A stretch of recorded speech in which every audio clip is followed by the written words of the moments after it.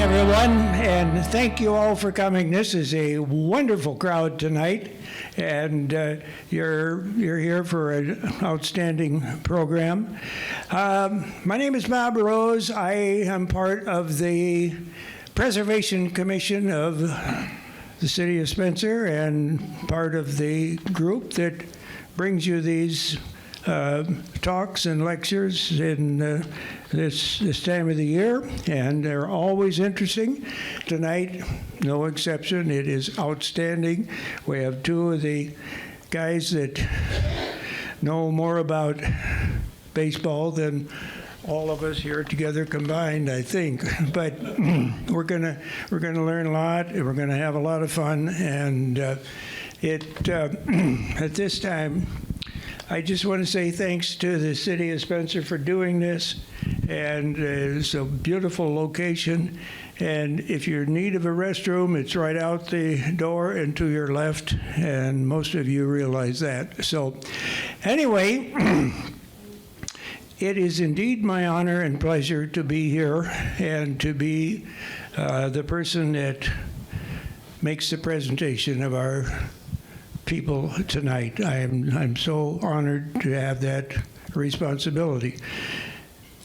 Tonight we have John Cotton and Pete Hansen, two guys that lived baseball. They are still living it.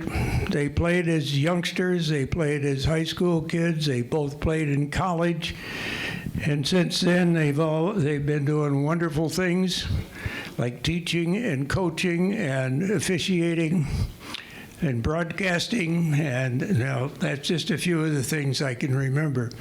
So at this time, I would like you to join me in welcoming to our podium Mr. John Cotton and Mr. Pete Hansen.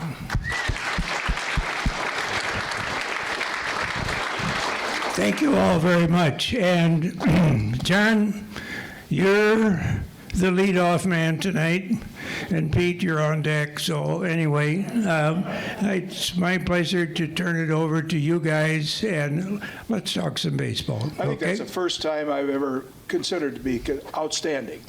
As a farm manager, I was outstanding in my field, but other than that, it's terrible. In your field. Yeah, right. Well, I asked Bob if I could have the privilege of introducing my good friend Pete Hansen. Someone once said that friendship begins with respect. I have the greatest respect for Pete Hansen, have for years. Teddy Roosevelt would admirably describe Pete as one who stayed in the arena. He's been in the arena all of his life, and his arena is sports. Simply stated, Pete Hansen is the best umpire I've ever known, by far. And many others, and some of you here tonight probably share that opinion. Bob and I last year drove to Esterville ostensibly to see his last game umpiring. He'd had a few health problems at that time, and so we went up to be there for his last game and to pay homage to Pete. Well, this spring at age 78, he signed up for 23 more nights.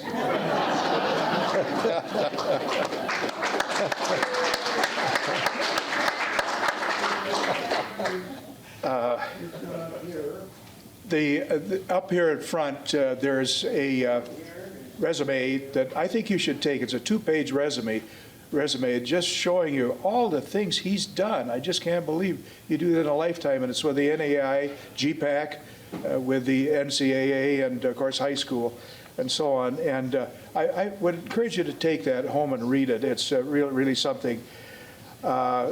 Pete and I do share one thing, and it's about the Bible. Someplace in the Bible, Bill, I don't know if it's Leviticus or Deuteronomy or Ecclesiastics, but it says, "The Lord loveth a hard loser." We're both that way, and I'm kind of proud of it, actually. In some of the resume, it says he scored 66 points for Ayrshire one night, and I've never been really impressed with that. I've told him that the reason was that he wouldn't let anybody else shoot. But anyway, I think he'll be lacing the main stuff on the history I'll be covering, but he will be lacing it with some of his own personal experiences, and I know that it's going to be really interesting. A famous historian, and I'm going to read this, pardon me, but I wouldn't have that good a memory otherwise. A famous historian once said, "Whoever wants to know the heart and mind of America had better learn baseball." For many of us who grew up in the 50s and the 40s and the 30s, baseball was the great love of our lives. As youngsters, we grew up eating and sleeping baseball, reading the box scores daily. We had our favorite teams. We played in the pastures on the farm and on the dirt infield diamonds in small towns. There were Sunday afternoon town team games and attempts through the crackling static of radio to catch a major league game. Bert Wilson and the Chicago Cubs, if any of you can remember, that's one of the first ones. Choosing up among ourselves in the pasture or small sandlots, we feel our instincts are better, from our age group. Our instincts are better for the game, much better than the structured, sometimes overcoached little leagues, and I was a little league coach, of today. And there was a surge of energy throughout your entire body on opening day in April when the major league started. An unrealistic, in most cases, optimism that somehow this was the year for your team. Baseball is a game that's truly American. It has much of its roots in the Midwest and also the South. Let's take a moment to reflect on what others have said about the great game of baseball. A historian wisely said, "The little red schoolhouse has long been extolled as the prime factor in the Republic's progress." I, for one, firmly convinced that lessons taught in it would have lacked much of the potency had it not been for the reinforcement they received from the little old baseball field right beside the schoolhouse. The colorful Bill Veck, and I think this is really neat. Some of you remember him as quite a baseball man. "Baseball is the working man's game, I have discovered that in 30 years of moving around the ballpark, that the knowledge of the game is usually in inverse proportion to the cost of the seats. Vec also said, it's the most orderly thing in a very disorderly world. If you get 3 strikes, even the best lawyer in the world can't get you off. In the late teens and 20s, according to historian Bill James, the game, to a considerable extent, became the property of Midwest farm boys who came out of the cow pasture Sunday leagues. It was a time that one person, bigger than life itself, revolutionized the game, Babe Ruth and his ability to hit home runs. We'll talk about him later. A few memories of a kid playing during that time. As a kid, baseball was a game in the pasture, and the tape-wrapped balls and cracked bats. It was hoping that you didn't get picked up to chew last in choosing upsides. It was a sweltering Sunday afternoon town team games and wearing those damn oversized wool suits. It was salt tablets on a hot day, liniment on a bad day, cold day. It was perfecting your sharp, shrill whistle because this was a symbol of you arriving as a ball player. It was when razzing the other side almost seemed like a virtue. It was superstition, the superstitions we each had. If we didn't do it, bad things were going to happen. So we jumped over the foul lines when we left the field. There was a certain ritual you had when you stepped up to the plate, sitting in the same place on the bench between the innings. And I did that. Throwing your glove at the same place in the outfield when you came to bat. Some of you are going to have to learn that one. It changed in about the, when was it, Pete, in the 50s somewhere? They left their glove on the field? Yeah, left the glove on the field. Was that about when it was? That was probably earlier in the 50s. Well, I can remember doing it, and the infielders would throw their gloves out into the outfield, and the outfielders would drop it down. And that ended, and that hasn't occurred for a long, long time, but we did that all the time. This is something that I did, and I think a lot of you old players, Donnie Nielsen's out here, and he probably did it. It was trying to look like you had a chaw of tobacco in your mouth, like Nellie Fox, by using sunflower seeds, bubble gum, and Nibs licorice. But if you want to hear a long story, I could tell you about the time I tried day of work for the first time at the Fairmont ballpark on a hot day and swallowed some of it. And that's my last and only experience with regular tobacco. It was shaping your new baseball hat each spring by using the encyclopedia and to set the crown and then curving the bill the next day. We all did that time. Now let's move to Clay County baseball. Over the years, Clay County has had a real tradition of quality baseball, 3 high school state championships, 5 state runner-up teams, 35 years of Spencer Cardinals, one of the state's strongest Little League programs, and at times a strong Junior Legion baseball program, and there's some pictures up here. I think Bob Rose's son is in one of them, the big guy in the back, I think. And of course, many years of outstanding town team baseball. We're gonna kind of talk about that tonight. It's appropriate to single out and honor some of the special people that have distinguished themselves in some form in baseball in Clay County. It was a difficult job because of the large number of potential candidates. The people who were selected were done so with confidence, but there's a haunting feeling, by me at least, that we've missed some folks. The following represents my best effort to name several individuals that contributed to the success of baseball in Clay County. There were a few outsiders, but I'm not including them in this. Number one, of course, would be John Hart. Known as Spencer's Mr. Baseball. He played minor league baseball for several seasons, moved around a lot. He came to Spencer in 1924 to play for the old Spencer Indians, which was a semi-pro team at that time. He was the player-manager of the Spencer Indians after Babe Town gave it up for several years. Then he was the manager, the board chairman, the administrator, and recruiter of talent. That was a big deal for the Spencer Cardinals, 1948 to 55. He donated the land and made a significant financial contribution for the building of Hart Field. We'll talk a little bit about that later. And very important, he was responsible for bringing Babe Ruth to Spencer for Babe Ruth Day. We'll mention that. The other is Don Nielsen is here. Don, would you stand? You're here. Don is probably Jim Fanning's closest friend. And we've talked about it all the time. But Donnie's a great guy, former farmer over in the area of Bonita. And we always talk back and forth. While Jim was alive, how was Jim getting along and so on. But thanks, Don. But I have to say, and I've had the opportunity to meet him, Jim Fanning, 2 or 3 times. He's one of the finest guys you'll ever want to meet, and he passed away here a few years ago. He was a member of the Bonita 1943 runner-up team, and there's a story behind that that's pretty exciting. He won national honors in baseball at Buena Vista, All-American. 1948-49, he played for the Spencer Cardinals. I have his contract, by the way, in someplace in my file, and because of rules with the NCAA and so on, he couldn't have the contract. So I've got his dad's signature, Frank Fanning's signature, on that contract that he signed with the Cardinals. He was with the Chicago Cubs, mostly in the minors, but played a couple of years in the majors from 54 to 57. He was the assistant general manager and the director of minor league operations for the Milwaukee and the Atlanta Braves. This is getting into big stuff here now. First director of the Major League Central Scouting Bureau. Can you imagine that? And he was the first general manager of the Montreal Expos.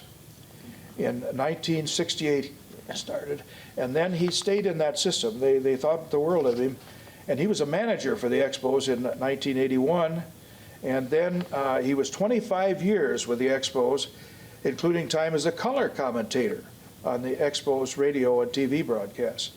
His later years, he spent as a scout for the Colorado Rockies, and he finished his career as the assistant general manager of the Toronto Blue Jays. Now, the others to mention, and I'll mention them fairly briefly here. Eddie McGaffin, he goes right towards the top. Coached baseball at Lake City for 10 years and then at Spencer High School from 1979 to 2007. Had Tiger State Championships teams in 1990 and 1987, and a state runner-up team in 1999. McGaffin Field obviously honors Andy for his baseball coaching career at Spencer High School. Jeff Mart follows right alongside, in my opinion, a Morningside College pitcher, a very good pitcher, still holds a strikeout record there. From 73 to 1977, 27 years, the manager of the new Spencer Cardinals. I'm going to pay a little shorter tribute or longer tribute later.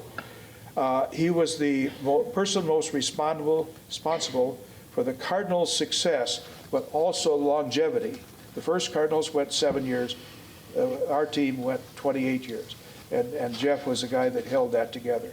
Mason Dixon. How many of you remember Mason Dixon?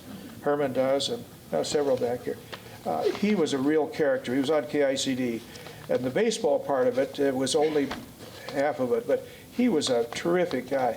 He was the colorful radio personality. He recreated games like Dutch Reagan did with WHO from the Western Union ticker tape and broadcast on KICD. So well done that you thought you were at the game. And I've got sometime later I could give you a little story about that. But then he broadcast the Spencer Cardinal games, and it really helped John Hart because he created problems, the fights between different towns and so on, and brought these crowds in. And Mason, I'm sure if John was here, he'd say he was as responsible for the success of the Spencer Cardinals as anybody. Waddy Holm is somebody I'd never heard of until we started doing this research. He started with the Spencer Indians back in the early 1920s. He played Major League Baseball for 7 years with the St. Louis Cardinals. He had a .275 lifetime average, which is pretty good. And he was a member of the 1926 World Series Cardinal champions. Babe Town, and is his relative here tonight? He has a relative here in town. I've forgotten his name now. He was in the office the other day, and he's buried out here at, Babe Town's buried out at Riverside. He was a catcher for the Chicago White Sox at a short time. He was on the 1906 Hitless Wonders team that were the World Series champion for the White Sox. He was a professional baseball, he had a professional baseball career for 14 years. And then he was the player manager of 1923 and 24 of the Spencer Indians. Bob Scharnberg, many of you know what a great guy he was. He was Everly High School catcher. He was Everly Town team. He was a very good judgment, went to Iowa State. And he was a 3-year baseball letterman and captained the Cyclones team in 1942. How's that team working out now? How's the team working? The baseball We don't have team. a team. Okay. Thank you, Mr. Hansen. I appreciate you bringing that up. And he played service ball too, but Bob and Millie, I think was her name, and they're great people. Stu Mackey, are any of the folks here? They're probably watching at home on TV, but One guy raised his hand. anyway, okay. Stu was a great pitcher.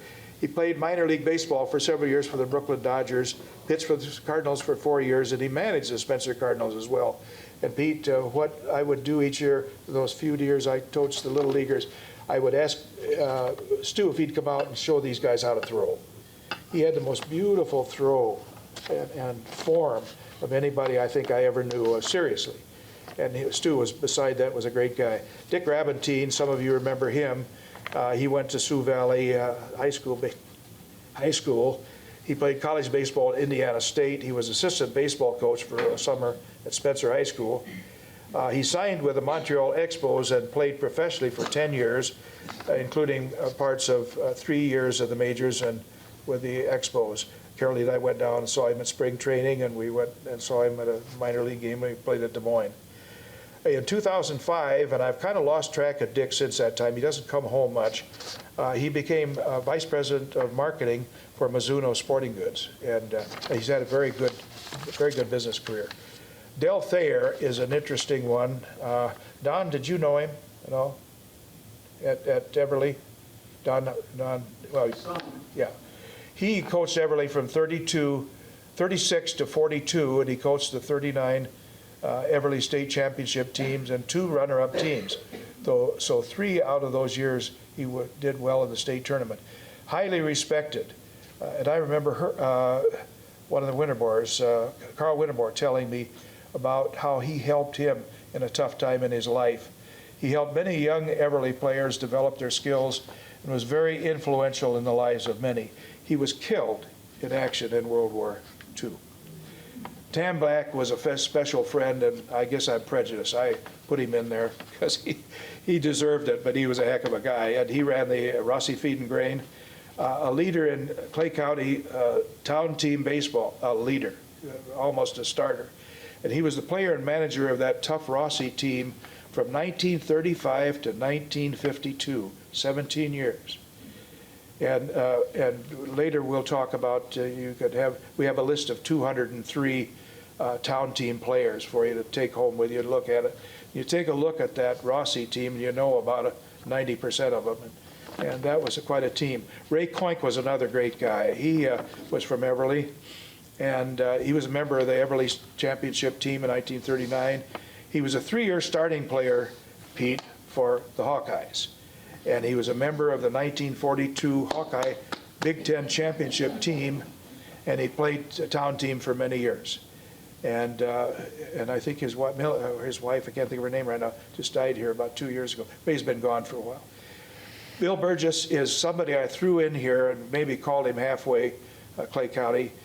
He was a first baseman in the New York Yankee farm system, getting as high as the Kansas City Blues in AAA. And what happened, he hurt his arm.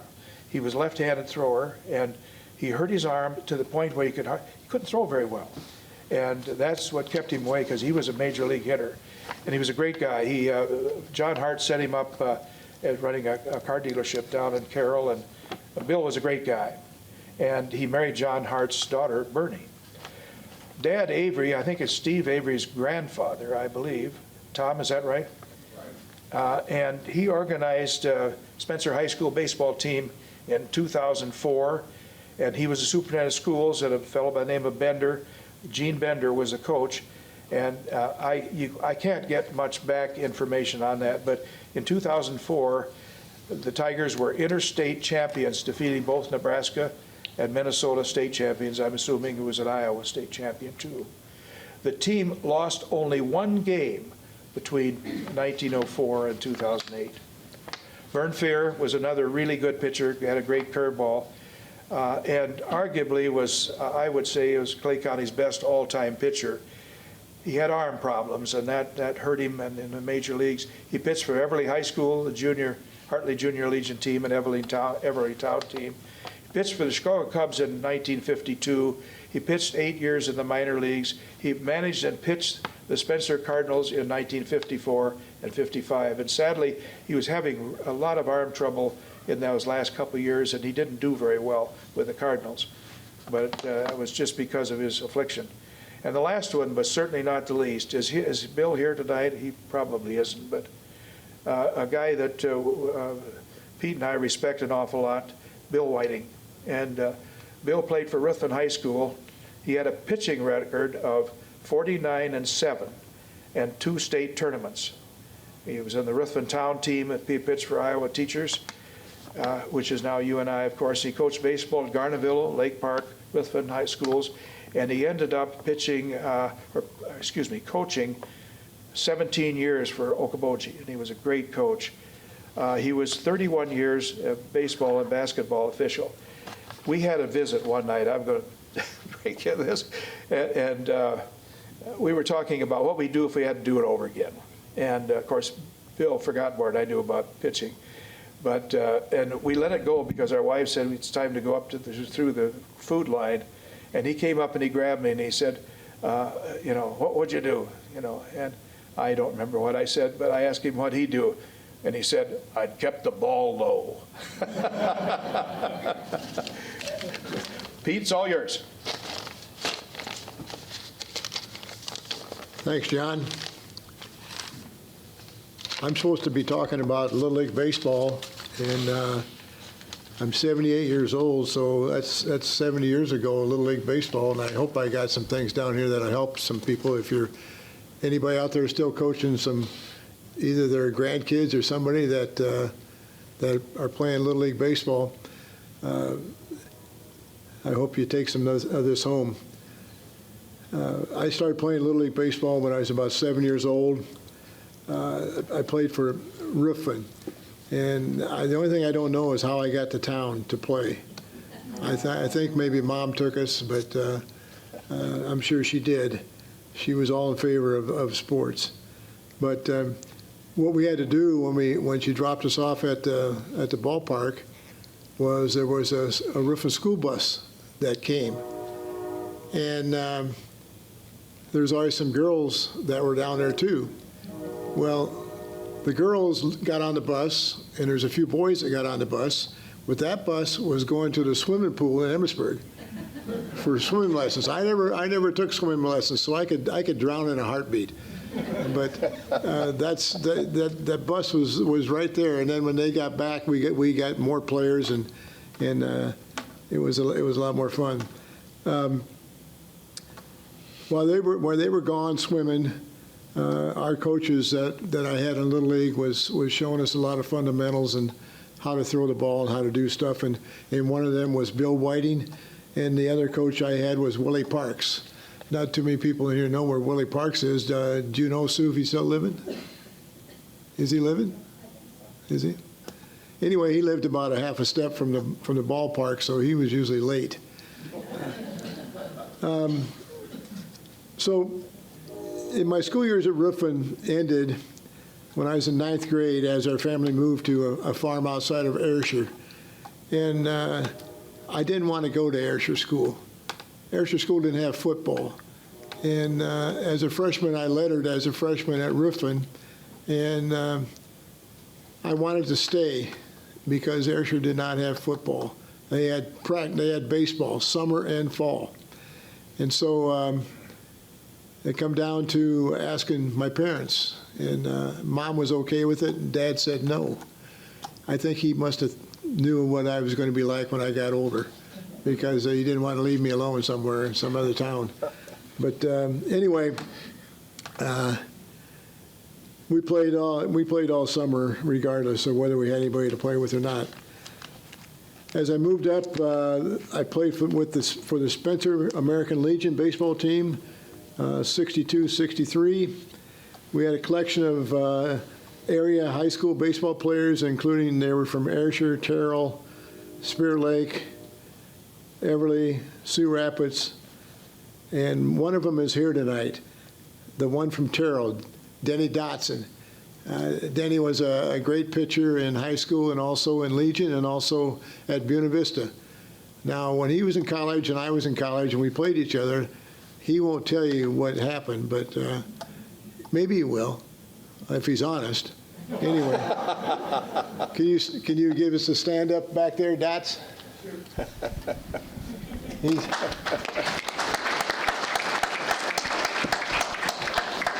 anyway, when I was at Westmar, and we only faced each other, I think, once, and that was in Storm Lake, and I hit 2 doubles off him, but he won't ever admit that. But anyway, we always had a lot of fun, and we had a lot of fun, and I think this is the Coink you referred to. Wasn't Larry? Do you remember Larry Coink? Yeah. And he was a really good player. He was Ray's kind of son. yeah, I think it was Ray's son. Anyway, I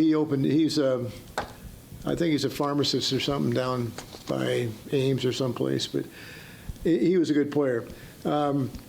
Besides Dots, on going to college, we had a kid that came back here from California. Every year, he would show up at his grandparents' place in Sioux Rapids, Iowa. His name was Joe Decker. And Joe Decker would play Legion ball with us. And I can remember, and I thought I could throw the ball a long ways. I remember we both stood out in the outfield out here at the ballpark, and he says, "Hansen, I'll bet you I can throw it over the backstop." And I says, "Well, I'll be there too." Hell, I didn't come close, and he cleared it by 25 feet. He had a great arm on him, and so he came back here, and he stayed with his grandparents, and like I said, Sioux Rapids. And he was really a good help for us because he could pitch it, and he could hit it, and he could do whatever you needed to have him do. Joe actually played for the Twins, the Cardinals, and his last place he was a pitching coach for the Detroit Tiger minor league system. And I don't know however he, if he had some kind of disease or what happened, but he died fairly young. I don't know, did you ever know, Dots? Did you ever hear about how he died? He's had cancer. Cancer? Yeah. Yeah, that stuff is crazy. So anyway, we were coached by Bill Lowe, and I can't think of Blanchard's first name, Gene Blanchard. And those guys were our coaches, but they were also our chauffeurs to go to games, because we just took cars. We didn't take limousines, or we didn't have school buses or nothing. So, and we played a lot of different teams over the years, and I really wanted to stay in roofing, but you got to go along with what your parents say. So. And we used to have a backstop out in our pasture that, and a lot of kids rode their bicycles out there from roofing to play ball all day. And I always thought that's what they were coming out there to do. But pretty soon here'd come the lemonade and the cookies and everything, and it was my sisters carrying it out there. And so I figured out then what they were doing out there, because they never rode their bike back to school or back to town, because Mom would say, "Throw your bikes in the pickup and I'll take you back." So she was always pretty good at those kids. So there was probably about 6 Finnegans and a couple of others that always came out there. So we had a good time. It ended, I think, in a fist fight between a couple of the Finnegan boys. And so when Mom had to go out and break it up, that was the end of them coming out there. So, and baseball season was about over anyway. My sophomore year, in school, through my senior year, I started receiving offers to go from colleges in both sports. My 3 options after graduation were go to college, become a highway patrolman, or go to the military. Those are the three options I give my mother. And I knew Al, my brother-in-law, was a police officer, and I thought that looked pretty good, like a pretty good job. You know, he tells me he worked hard at it, but I don't know really how hard it was. But anyway, so I went to college, and I went to junior college, Eagle Grove Junior College. I had a great coach in Coach Van Houten. He installed a discipline and guidance for a guy that's going to his first year of school. He was really a good instructor. So my last 2 years, I ended up going to Westmar College, which was in Lamar's, Iowa. It's closed now, and I played baseball and basketball. Our 1968 team went to the National NAIA tournament, in which we got beat by Valdosta State, Georgia, by 5 points.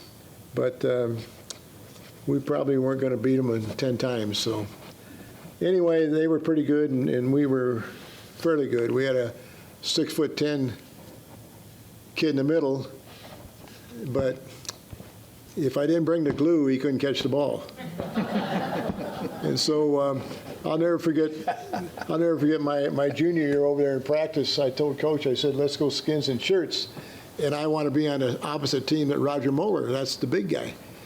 I want to see if he can catch the ball. Well, after the practice, Roger's chest was beat red because he just couldn't get his hands up there quick enough. But he was good enough. They got a tryout with. Is that Rain? That's right, yeah. He got a tryout with the Bulls, the Chicago Bulls, but I think it was just a session where he ran him through some drills and he came home. But he was really a good guy. We had a very good team. Our senior year is, like I said, we went to the national tournament. But I got to tell you the short story when I left, and our leading scorer, who ended up being a leading scorer at Westmar College, our coach had him call me. And my coach called me and told me to call Kurt. I said, what's the problem? He says, well, I'll let him tell you. Well, the problem with Kurt was that I was always the guy on the floor that told him what defense they were in, the opposing team, either man-to-man or zone. Kurt couldn't tell you yet today what defense was going on. But all I had to do is say, Kurt, get your butt on the baseline. They're in a zone. And he'd shoot it and make it 100 times. So, I mean, but he stayed there. He stayed there and became the all-time leading scorer. I don't remember when we started wearing helmets, but I know it wasn't in Little League. It was, I have no idea, but we used to wear those liners inside our caps that give you some kind of grace if you got hit in the head. But I don't know, not very often probably. And back in those days, no aluminum bats. You know, we didn't have that ping bat. We had wooden bats. And we would go to the town team games waiting for them to break a bat.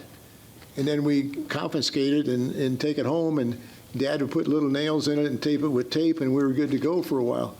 And but yeah, you know, we always used wooden bats all through high school. You know, I never used a aluminum bat, and we wore no cleats. You know, and I don't think anybody had a uniform that looked like the other guys. Because we just, you know, we got hand-me-downs from everybody, and so, but we didn't have uniforms to speak of. I had an American Legion uniform, but I didn't have a high school uniform. The airship was kind of cheap that way. But so anyway, I did some pitching in college. My last year at Westmar, I pitched 74 innings and had 0 walks. Everybody says, well, you let them hit it. No, I says, I hit them. You want to stand too close to the plate, you're going to get hit. That's just the way it goes, you know. But I'll never forget the one time when I was at Westmar and the coach come out. We were playing down at Midland College, and he says, you hit that kid on purpose, didn't you? And I said, well, it was either me hitting him or he could hit the ground ball at our third baseman, and he'd miss it, so he'd be on first base anyway. And I thought I'd just shorten it up for him. And Coach comes out and he goes, well, most coaches would have said, go somewhere else. But he says, go to center field, which is where I played a lot when I wasn't pitching, was center field. But this third baseman we had was brutal. But you know, we weren't a very good baseball team. Okay, a few things about Little League baseball that I've picked up over the years, and hopefully Grandpa and Grandmas can take them home. But small kids are usually afraid of the ball, right? They're usually afraid. They, you know, you throw it at them and they want to get over to the side to catch it. They don't want to put their glove in front. And I always told them, you know, hey, that glove is to stop the ball. And you want to stop the ball. You don't want to be over here and stop the ball, because now you go to throw it, you got to bring it over here to take it out of your glove to throw it. That was pretty awkward because I'm left-handed. But anyway, so I used to tell the little kids just little kids in the neighborhood or little kids at school, I wanted them to go home, and 50 times I wanted them to throw the ball up in the air and catch it right above their head. And don't worry about getting hit in the head, because you're going to catch it. You know, but they were always scared. They always duck, you know, and then they get hit. But so those little things like that in Little League Baseball that I always was a nemesis to me was that being afraid of the ball. You know, you could roll them a soft ground ball and they would stand sideways and catch it instead of getting in front of it. And that's what it's all about, is to get in front of the ball and catch it so you're ready to throw it somewhere. But is that my time limit? Sure, baby. It's about half what you had, so. I had 4 times the information, though. Well, We spend most of our time insulting each other, by the way. so what if your grandpa or somebody play catch a lot with your grandkids and show them how to catch the ball and you know, just do fundamental type stuff with them. So when they get to Little League Baseball, in which in Ayrshire, Iowa and Riffin, Iowa, we didn't have a lot of them that knew what was going on. And so, you know, it's kind of a tough deal. But, you know, I think Bill Whiting and Bill and Willie Parks were good for us, because they actually taught us things. I remember the first time I played catch with Bill Whiting. He says, "Oh, you throw a screwball." And I didn't know what a screwball was. But when I threw it, my arm always went this way, so the ball went this way. And so, you know, I'd grip it, but when I followed through, it went like this instead of this way. And so he says, "Hey, you got a screwball?" And I says, "Yeah." And he goes, I said, "Should I not?" And he says, "No, you should." He said, because he was left-handed also. So anyway, that's the end of my stories. I'll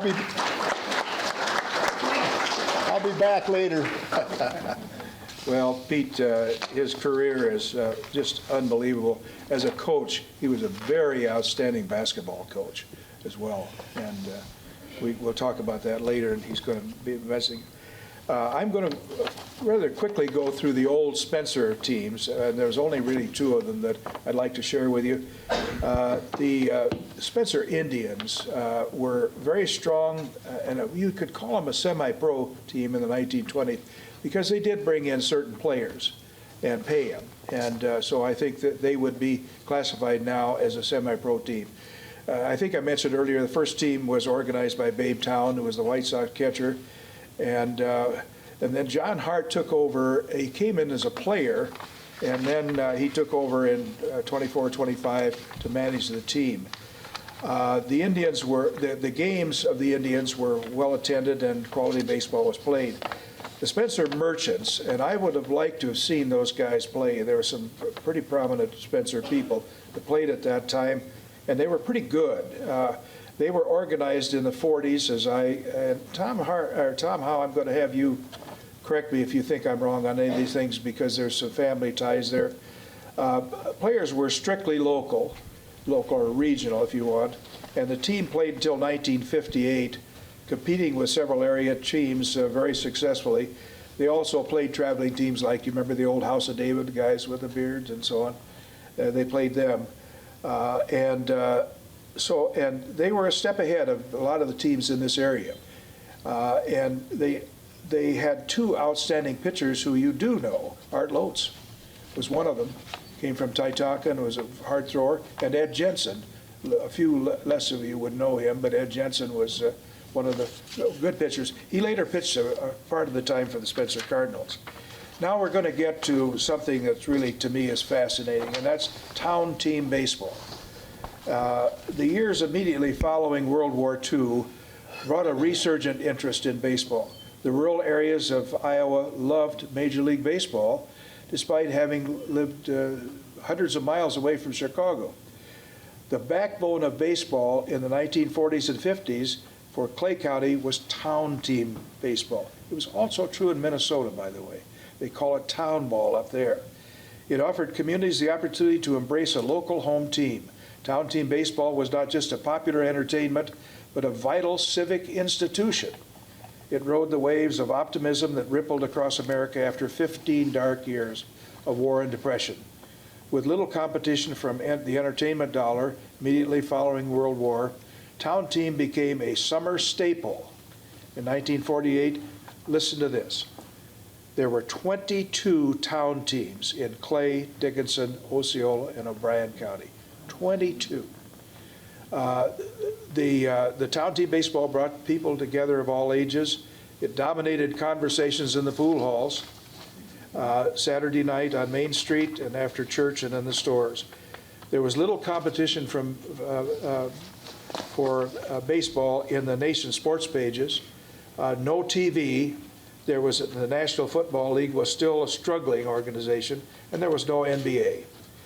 In 1940s, young men, many of them coming off World War II, most of them farmers, played on the local teams. They all knew each other from the other towns, and a lot of natural rivalries occurred. In 1948, there were 4 county leagues, and I mentioned the 22 teams. In Clay County, there were 7 teams: Rossi, Royal, Peterson, Fostoria, Ruthven, Sutherland, and Hartley. The Buena Vista League had teams from Sioux Rapids, Lorenz, Rembrandt, Marathon, Webb, and Larrabee. The Dickinson County League had teams from Terrell, Arnold's Park, Superior, and Spirit Lake. The Osceola County League had fielded teams from Osceola, Harris, Allendorf, Horton, that's probably Horton Township up north of Ocheyedan, and Ashton. The Clay County League expanded in 1949 with teams from the old Buena Vista County League, and the Clay County teams represented in the league were Rossi, Ruthven, Gillett Grove, Everly, and Peterson. And in 1949, the same year that the Cardinals put in lights, Rossi and Ruthven added lights, which I thought was quite interesting. But with the success of the Spencer Cardinals semi-pro team in '48, a very fast downward slide occurred, coming along with the television that marked that era. So it was the decline of the number of town teams was rather rapid. In 1950, there were only 13 of the 22 teams remaining, and by 1951, the number of Clay County teams had dropped to 4: Rossi, Peterson, Royal, and Ruthven. And fan interest and attendance, and even media coverage declined. In retrospect, I would say consistently the strong Clay County teams over that heyday period of the 40s and early 50s were Rossi, Everly, Ruthven, and Fostoria. Ruthven had a 51-5 record in the Clay County League from 1947 to 51, and Paul's grandfather, Kenny Salton, was one of the real strong pitchers of that league, and that was quite a team. Fostoria also had a good team, by the way. Sadly, almost all of these players have passed. If you look at that list, and somebody sees, I think Wendell Anderson's still alive, and I think that may be one of the very few that's still alive. Out of that, very few remain to share their experiences. Newspaper stories about the town team are sketchy and limited. We have a list of 203 names, which we'll set out here afterwards, of the town team players that played during that era. And copies of these will be available for you to take. I'd encourage you to do so. And then along came semi-pro baseball. We're getting into the real nitty-gritty here. Professional baseball didn't pay well in the 1940s. A lot of the major league ball players took off-season jobs just to keep their family fed. This set the stage for semi-pro baseball, which then expanded widely in many parts of the United States. Players could make more money as they could in the minors. They had opportunities for additional jobs. They could usually get home and they play less games in a week time, and they were able to sleep in their own beds, and as opposed to hotel rooms and long road trips. Though town team baseball was thriving in '47 in Clay County, there was a growing interest in Spencer to have either a semi-pro or a low minor league team. They took a look at that low minor thing and decided their best bet was to go to semi-pro. I think it was a wise decision. Larger Midwestern communities like Spencer wanted in on the action, and they were willing to bankroll a project that would bring a higher level of baseball to their area.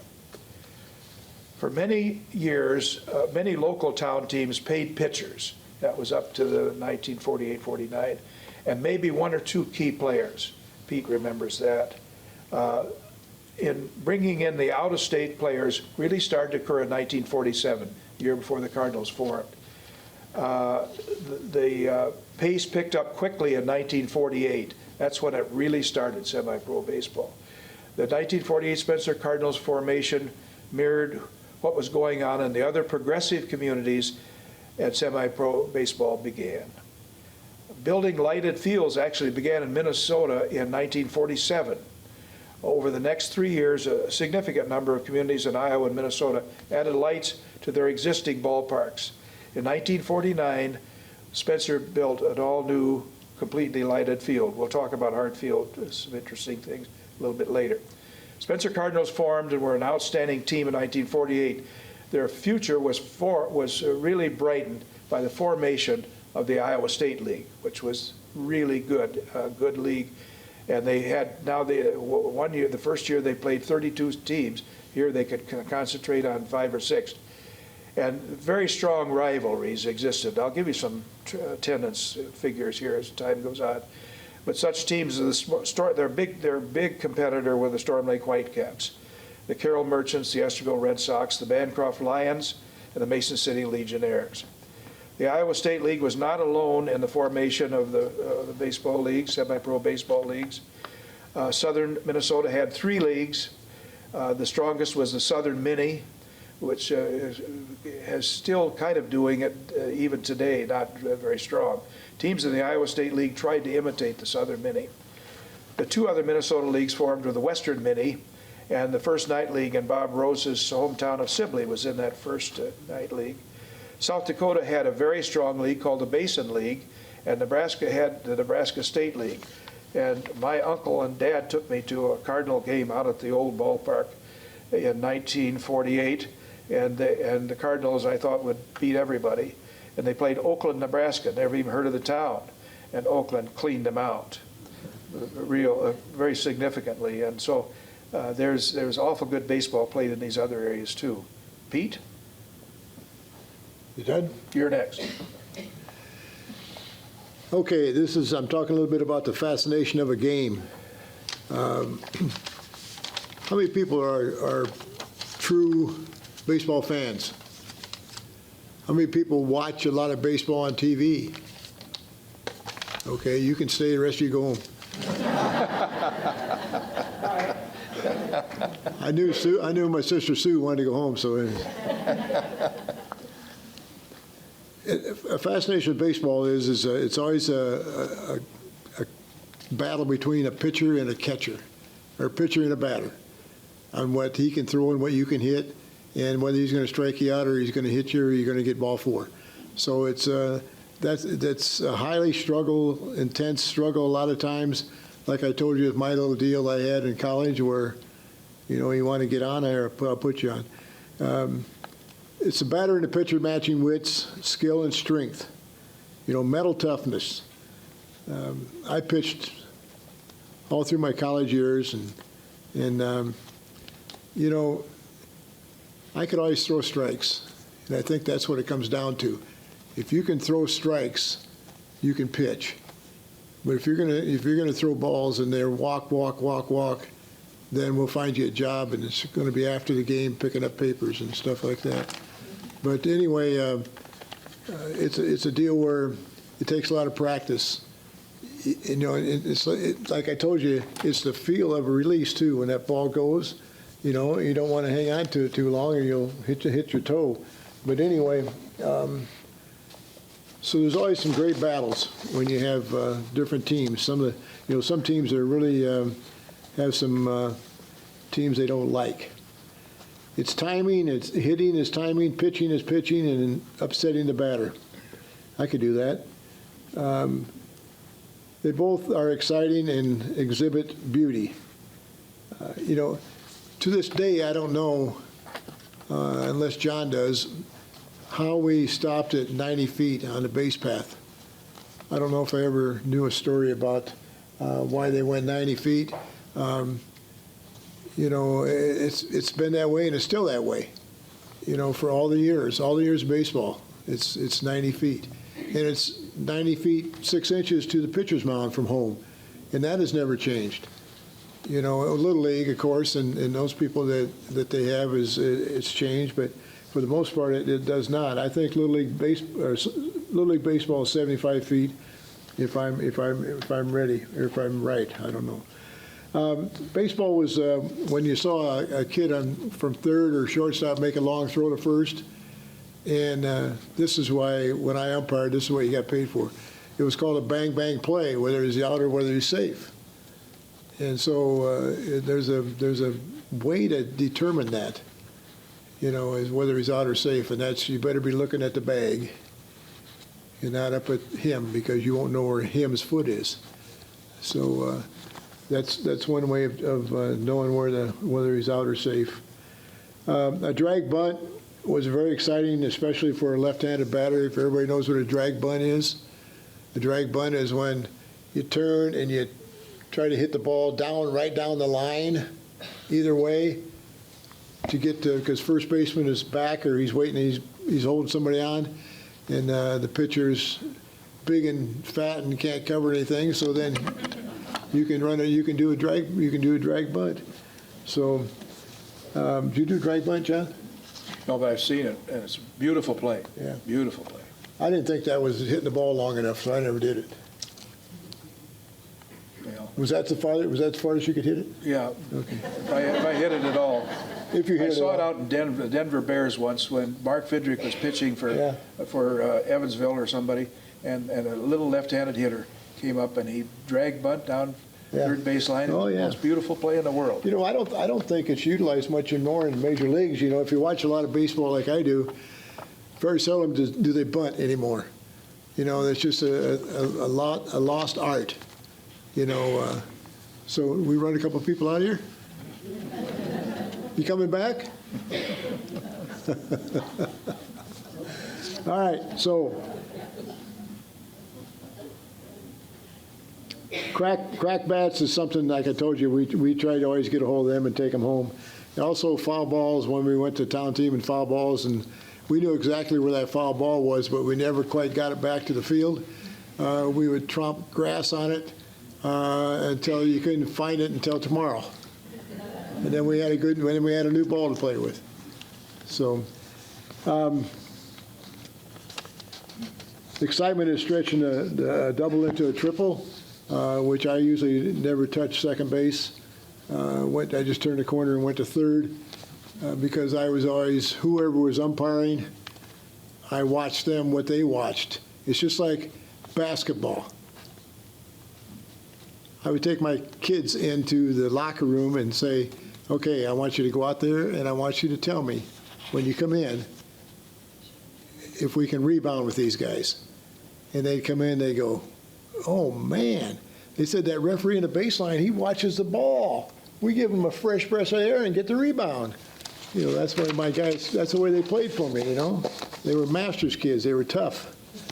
But anyway, it's always exciting to see a long throw from the outfield and things of that nature. You know, getting a jump on the ball, you know, if you let off and you wanted to steal a base, you had to get a good jump on the ball. And And it was always good if you went and the ball was thrown in the dirt, and so he didn't have a play on you anyway. But how many people were base stealers in here when they were young? Way young, huh? So anyway, a 90-mile-an-hour fastball overpowered hitters, and that's the way it is nowadays in the major leagues. Is they got to throw 100 mile an hour when they bring them in out of the bullpen, or else they don't bring them in. That's just the way it is. Everybody in favor of pitch clocks in the major leagues? I don't know if I would be or not, but I think it's here to stay now. But so, wake up, you're next. Okay. Oh. Thank you. I was still thinking about that beautiful drag bunt. I couldn't wait. Oh, thanks, Pete. The most significant year, I think, in the history of Spencer baseball was 1948. And that's two things happened: the formation of the Spencer Cardinals, as we mentioned, and also it was Babe Ruth Day. And that was a heck of a deal. But let's talk about the Cardinals first. The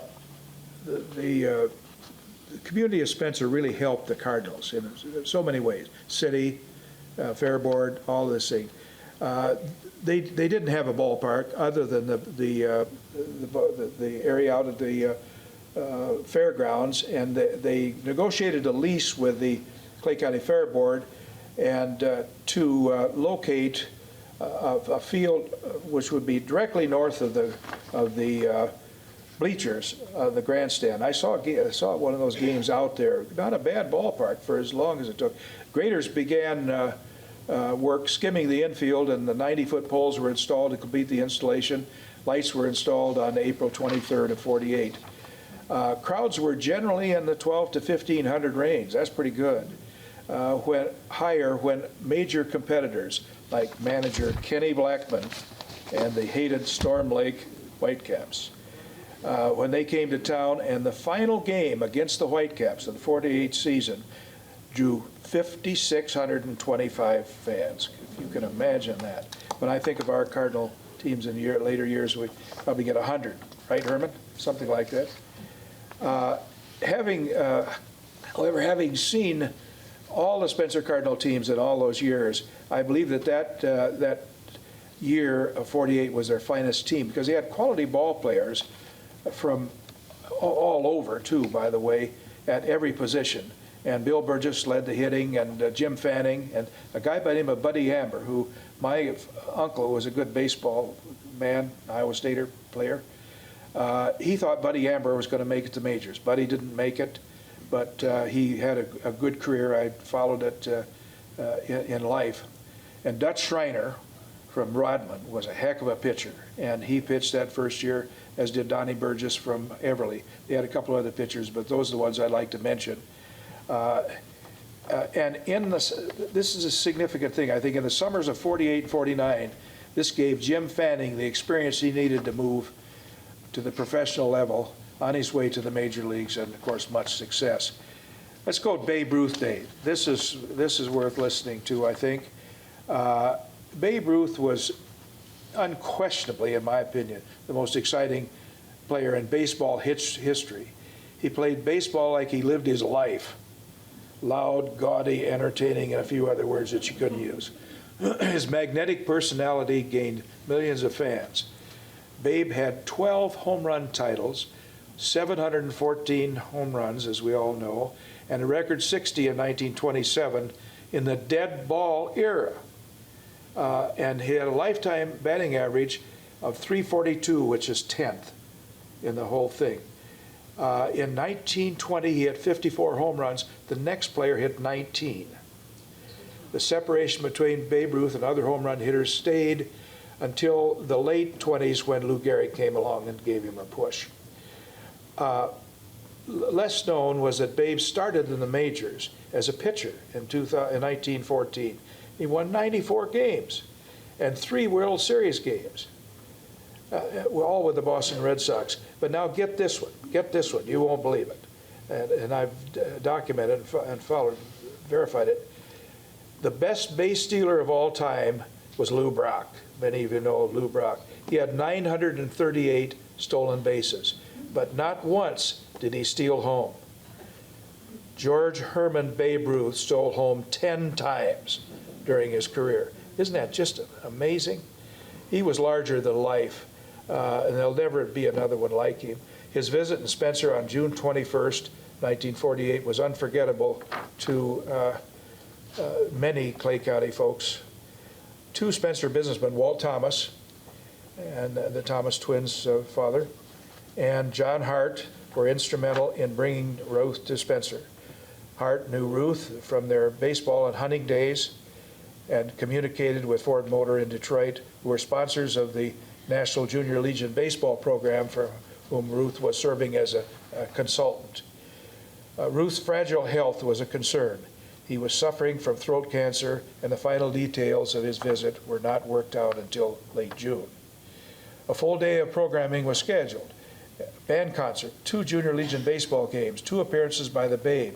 The Cardinals had scheduled games of the Bancroft Lions in the afternoon and the Storm Lake Whitecaps at night. All baseball players under 18 wearing their uniforms were admitted to the ballpark free. Unfortunately, the event was marked by a heavy rainstorm that occurred in the morning.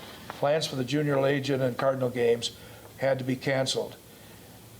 They poured 400 gallons of gas on the infield, Cardinal infield, trying to get it dried for the game, and they still couldn't. Despite the weather, an estimated crowd of over 4,000 people cheered as Babe made his appearance on the fairgrounds in an open car. He left the car and made his way to the stage. The ovation was even greater. KICD, WNAX, and WHO covered the event. While he was in Spencer, he autographed several dozen baseballs, and with his distinctive signature. It's a very clear, distinctive signature. Over the years, the balls came in the hands of a number of local people. In 2012, 8 of the baseballs were sold at auction for $216,000, and 1 ball near mint condition sold for $77,000. And Dave Potratz, I think you've got one, don't you? Yes, I do. Yeah. The Spencer event was the last speaking appearance that Babe Ruth made, and he made only one more appearance, and that was at Yankee Stadium, but he could not speak. His health continued to deteriorate in less than 2 months on August 16th, 1948. And I think that I have to say this, my dad was the greatest guy for me. The one thing he didn't do for me, he didn't let me go see Babe Ruth. He didn't want me to see Babe Ruth in that condition. We were up the lakes, and we could just well come down. Then let's move on. Time is a factor here. The 49 Cardinals, Spencer Cardinals, had a construction of the Hart Field. In early '49, John Hart offered to build a new ballpark for Spencer. It was located at the Hart Airport Farm. Some people call it the Hart Hog Farm as well. And I think John and Frank both had an interest in that farm. The south edge of Spencer, where the Municipal Golf Course and north is.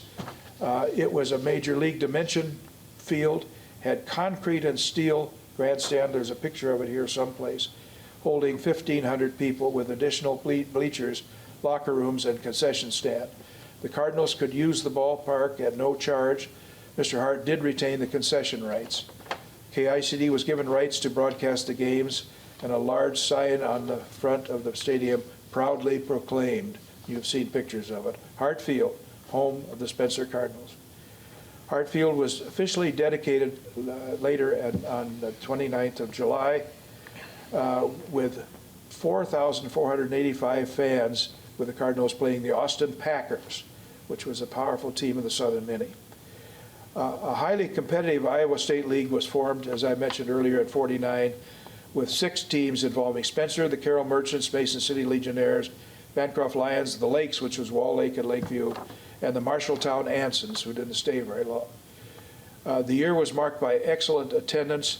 Besides the opening night, the largest crowds were 3,946 on July 30th, 2,500 at Whitecaps on the 14th, and over 4,000 with the Whitecaps on the 27th. Locals, Clay County locals on that team were Donnie Burgess from Everly, Stu Mackey, and Jim Fanning. At the end of the season, this is significant, Cardinal infielder Buddy Amber and catcher Jim Fanning, both signed with the Chicago Cubs. I think that's all I would say about that. I think, let's see. Yeah, I'm going to try to cut some of this down a little bit. The Iowa State League was thriving by 1950, and it was Esterville, Audubon, Fonda, the Lakes, Shaler joined Bancroft, Mason City, Spencer, Storm Lake, and Carroll to form a 10-team league.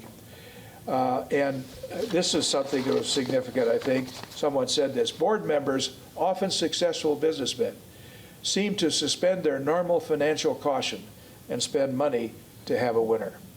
And my particular experience was Jake Latimer ran a hardware store in Bancroft, and he went broke trying to support these Bancroft Lions. And that was the end of Jake. Many said that the pinnacle year of the Iowa State League was 51. Salaries were at an all-time high, and the quality of baseball was outstanding. Though the league would continue for 4 more years, player salaries in the future would not be as high, and the quality of baseball in Spencer and the balance of the Iowa State League began to decline. Some things I'll take out of here: the declining of the Cardinals. They won for the first 4 years, they won the playoffs. And the last 3 years, they didn't even make the playoffs. And by 1954, the slow decline of the Iowa State League had declined. The effort to lower costs and capping salaries at $250 a month. And I remember when, in the high days, there was a guy by the name of Fred Hancock that played for the Storm Lake Whitecaps that was paid $800 a month to come and play. And I bet he didn't make a third of that in AAA. I would like to mention this. Vern Fear, the former Major League pitcher with the Chicago Cubs and native Everly, was selected as manager of the Cardinals.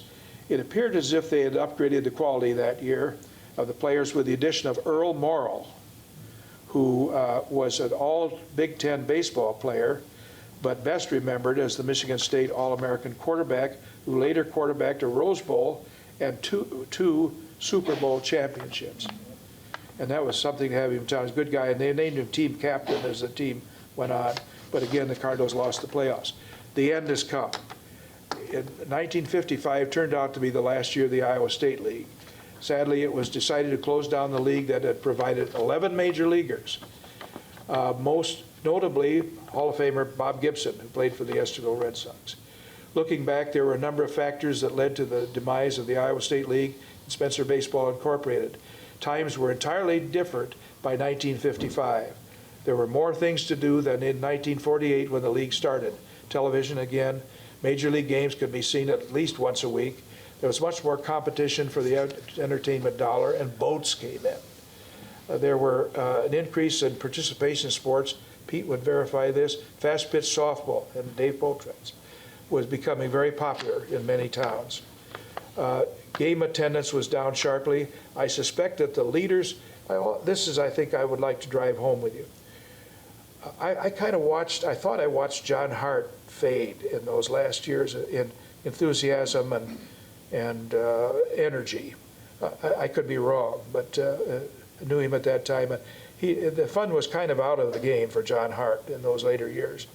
But anyway, I suspect that the leaders and organizers of semi-pro baseball were feeling more and more burdened and tired of recruiting, promoting, and meeting payroll and expenses.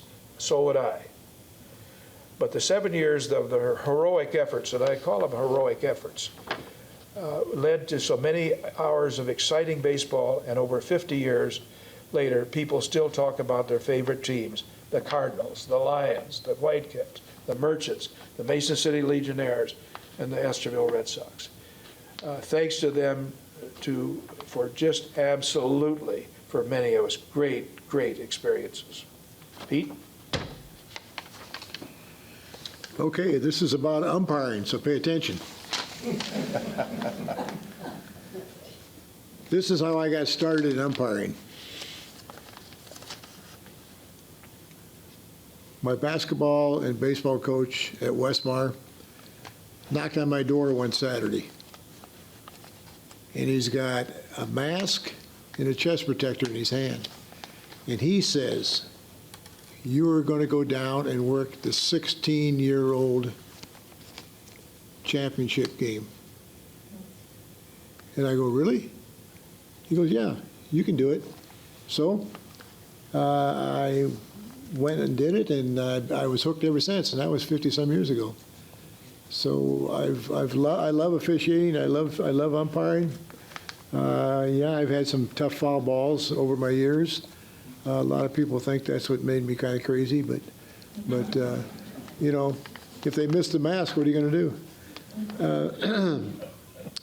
So it's been some 53 years now since I've been umpiring baseball, and I'm gonna do it again one more year, regardless of what my daughters and sisters say. They're afraid that I probably won't come back. My love of umpiring is nonstop. Many awards over the years, and that's not what keeps me going. What keeps me going is that I get to be around the sport, and I get to be around players. Over the years, a lot of those players become coaches. A lot of those players become ADs, and over the years, they remember you, and probably respected you, hopefully. And so that's just kind of the way it was. You know, it's a lot of people say, "Why would you want to umpire?" And I say, "Well, what else would I do? You know, sit home and watch Barney?" But anyway, so you know, over the years. Of all the sports, that's the one I love the most. And I worked basketball for years and years, and football for years and years. But umpiring just had something in me that said this is good, because they had such a difficult time of finding umpires for a number of years, and they're still having that problem. And so you never know. You know, last year when I was over in the Waterloo area. I like to go different spots every year in the summertime, and instead of just refereeing Northwest Iowa, they've seen me enough. So I go over south of Waterloo and then through there, and there's not a lot of umpires. And I think a couple years ago I worked 2 games alone because nobody showed up, and I worked behind the plate. And the AD come out, and after the game he gave me 2 checks. One for the guy who didn't show up and me, and then he gave me some mileage. And I thought, that's a good deal. I see he's on my schedule 9 times this year. No. But anyway, it's not a money-making deal at this level. I did talk to one of my buddies that worked a number of years in the major leagues by the name of Bob Davison. If any of you know who Bob Davison is, his nickname was Balkan Bob. He was kind of a character, and he gave me a plate coat. A plate coat is something that's for when it's cold and so on and so forth. And on the sleeve, it's still number 31. And I don't get to wear it very often, but when I do, I don't even tell anybody what that 31's about. But Bob was really instrumental in helping me a lot, and wanted me to go to umpire school a couple of times. And I said, no. You know, I've got a little girl at home, and I've got a wife, and I don't think I can go to a camp for 15 weeks or so to be an umpire, when I can umpire all year round here almost. So anyway, I love it, and I wouldn't give it up for nothing. Is there any people in here that have umpired in their lifetime? I'm sure there are. I see one of them that's set down back there. John, and, back over there. Well, yeah, but I see one sitting down, and the back of the chair is stopping him from seeing anybody. Would you mind standing up there, Petey? Oh, there's Pete. You never recognize me. Oh, okay, one of the other guys here that was a longtime umpire is John. John Young. What? Young. Yeah, John Young from Rolfe, Iowa. He says he's from Spencer now. He says he's never ever lived in Rolfe, Iowa, and I know damn well he's been there for 50 years. But John worked a lot of baseball and Stand softball. up, John. And yeah, stand up and show him that Iowa hat.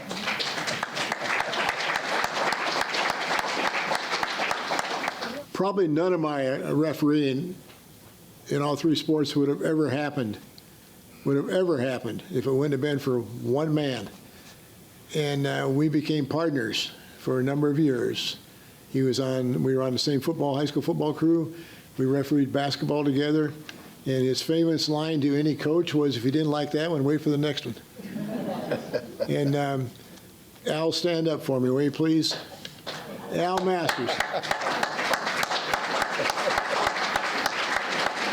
We had a ton of fun. We had a ton of fun because being a highway patrolman or town, he had a badge. And so if we got picked up on the way home, all he did was see this, buddy, read that. But Al is in our high school Hall of Fame. You know, 2000? Yeah, 2000? Yeah, that's what I thought. And but he was I tell you what, he was so good with players and coaches. I mean, he was, I always thought I could do what he always did, but I never could. But he could mentor me in a heartbeat. He'd tell me to get the hell over where you belong, and I'll take care of it over here. So, but that's not probably the way the words were. But anyway, he was a great brother-in-law, and he always has been a great brother-in-law. And I would hate to add up the miles we traveled together, but we were always there before the other teams were even there, right? Because we had to stop and get some salami somewhere. Well, if you would have listened to me, Get up. if you'd have listened to me, you'd have made the major leagues in baseball. Well, I told the guy, had a wife, 2 daughters, and I says, we'll take care of them. You go down to Florida and work out. yeah, I knew that, but when I got home, I still wanted my wife and 2 daughters. And the thing about it is that I never wanted to really isolate on one sport. I mean, I had a chance in football to move up and places like that, but I wanted to work all 3 sports: baseball, basketball, football. And I would work as high as a D2 level, and then I'd work high school at the same time. And I didn't mind that at all. It was a lot of fun. And about 15 more minutes. thanks for being here tonight. Program.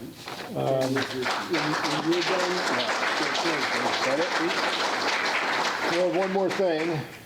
Yeah, I got one more thing. We've got to talk about high school baseball and the late, I'll abbreviate some experiences with the late Cardinal, the 28-year Cardinals, but I would like to spend the time, because it's very significant. We've had some good high school baseball, and there's been a lot of successes over the years, and we've had 3 state champions: Everly in 1939, the Tigers in 90 and 97, and there was another team that I guess we talked about earlier in 1904 that could be called state champions. There have been 5 state runner-up teams: the Everly Cattle Feeders in 37, 38, Manita in 1943, the South Clay Spartans, which is quite a story. I think Paul Salton left here a few minutes ago, and the 1999 Spencer Cardinals. And I've got a list of all these various championship teams for you to take home. We'll set those down on the table along with the town team rosters. And please feel free to take those. The Everly Cattle Feeders in 1939 won the state championship. After the win, a really kind of interesting thing, there's a picture of them too.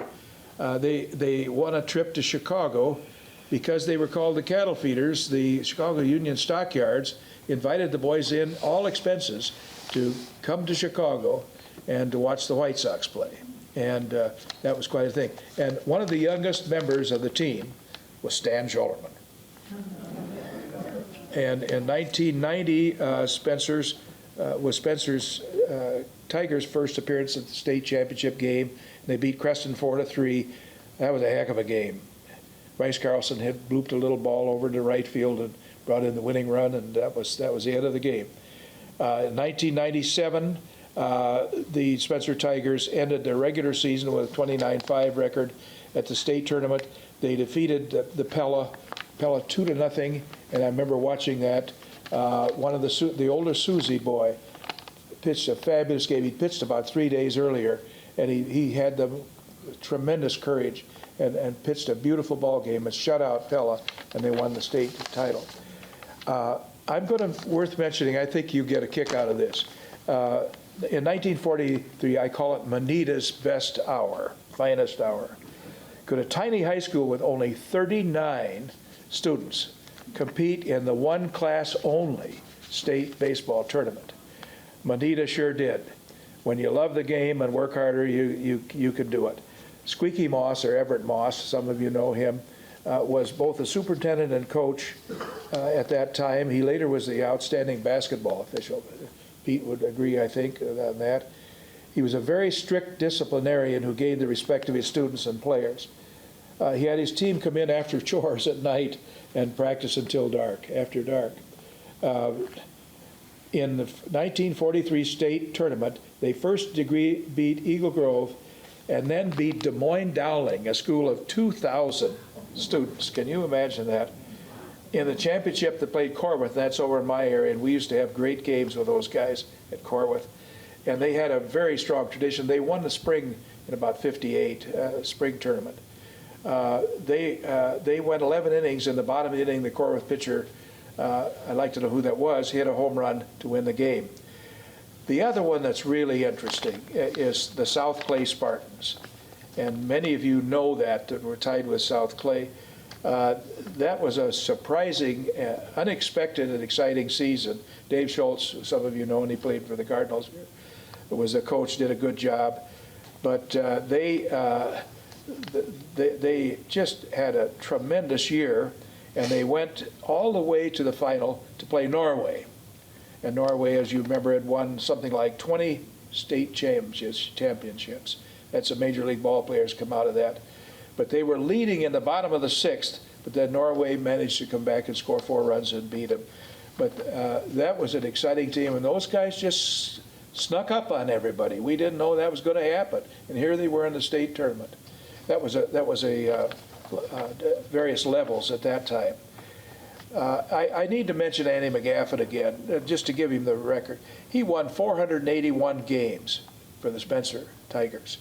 There were 11 conference championships, 9 district championships, 3 sub-state championships, 6 state-ranked teams, 1 state runner-up, and 2 state champions. Think of that. And all the time he was teaching those guys discipline and the way to live your life. I think I'll move over to, I'm just going to be very brief on the Spencer Cardinals because time is a factor here. A rekindled interest in having the level of baseball for college age and beyond occurred in the winter of 1984. There was strong support for forming an amateur team here. The interest in that came about for several reasons. Ex-high school players wanted to keep playing, but more important, current college players were strongly encouraged by their coaches to play summer ball to further develop their skills. The year before, my oldest son had to go all the way to George to play summer ball. In the case of Spencer, the closest quality amateur team was over 40 miles away, making it difficult for many Spencer area athletes to participate. A nonprofit organization was formed, and a volunteer board of directors was enlisted. With the availability of Jeff Mart as manager, things fell in place. Listen to this. Bob Rose deserves so much credit over the years for his commitment in time and in financial commitment and board leadership. This could not have been occurred without Bob Rose. And Bob, will you stand?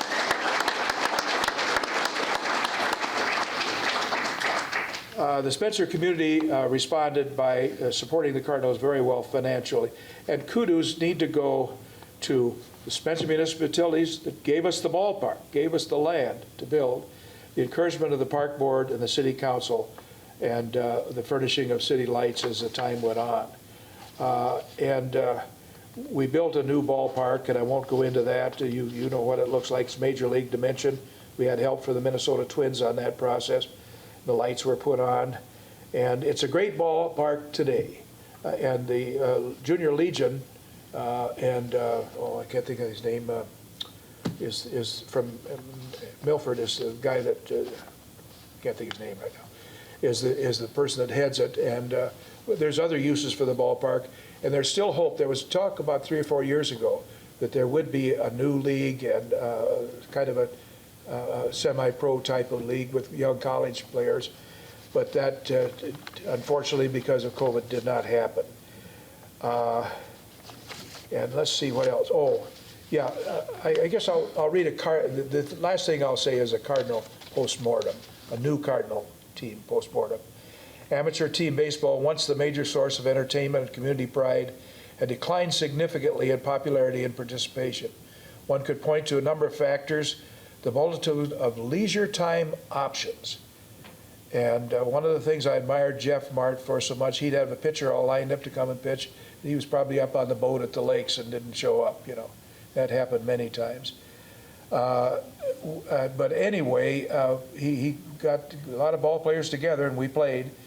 Scheduling enough games did become difficult. We were beating everybody, and the Northwest League had quit about 15 years ago. We were playing in a strong Minnesota League. We had a lot of competition with Jackson and with Fairmont, but the Minnesota League is extremely well organized, and they finally said, you cannot play this Iowa team because we had ball players from more than 30 miles away. And we respected and honored it, although Jackson slipped in and so did Fairmont when we played them. But the days of Sunday church, pot roast for dinner, and the afternoon baseball games are over. The Spencer Cardinals fought that changing tide for 28 years. They existed far longer, 4 times as much as the old Spencer Cardinals.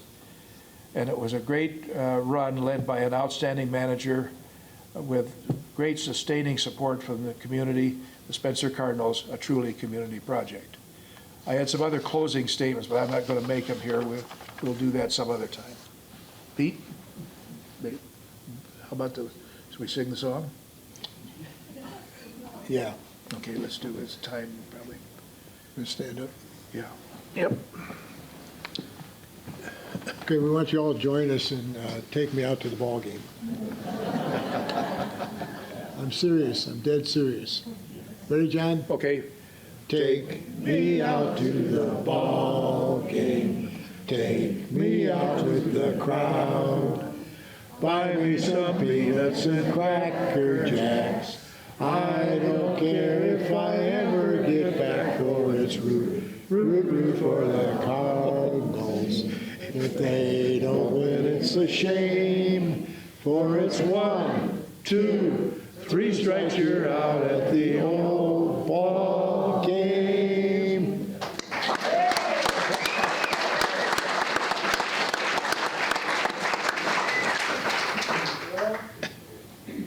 I don't think there's a better way we could end it than what we just did.